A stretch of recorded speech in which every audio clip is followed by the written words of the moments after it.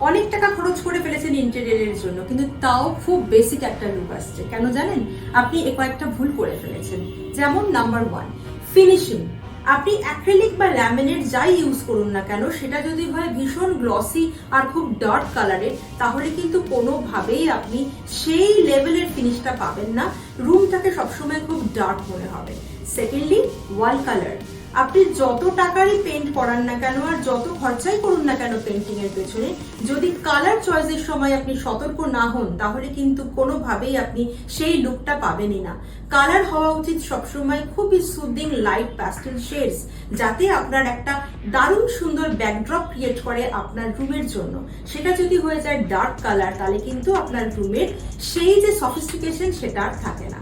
And number 3, ওয়ালকে একটু ফাঁকা রাখুন। অনেক বেশি ওয়ালপেপার অথবা ওয়াল টেক্সচার দিয়ে আপনি ওয়ালগুলোকে ভরিয়ে ফেলবেন না। আপনি এরকম অনেক অপশনস পাবেন, এশিয়ান পেন্টসের অনেক ধরনের টেক্সচার আছে, কিন্তু তার মানে এই নয় যে সেই সমস্ত টেক্সচার আপনি আপনার ওয়ালে করে ফেলবেন বা ওয়ালপেপার দিয়ে ওয়ালটাকে পুরো ভরে দেবেন, একদম নয়। বরঞ্চ ওয়ালকে অনেক বেশি ফাঁকা রাখুন। হালকা কিছু ফটো ফ্রেমস, কিছু ওয়াল আর্টস, সুন্দর কিছু অ্যাস্থেটিক ঘড়ি, এই সমস্ত দিয়েই আপনার ওয়ালটাকে সাজান, যাতে করে রুমটা অনেক বেশি ফাঁকা লাগে এবং তাতেই কিন্তু অনেক বেশি একটা এলিগেন্ট লুক ক্রিয়েট করবে। এরকম আরো অনেক টিপস দেখার জন্য প্লিজ আমাদের চ্যানেল নেক্সাস হোম অফিসিয়ালকে সাবস্ক্রাইব করুন। Thank you for watching me. আমি আসছি আরো অনেক টিপস নিয়ে।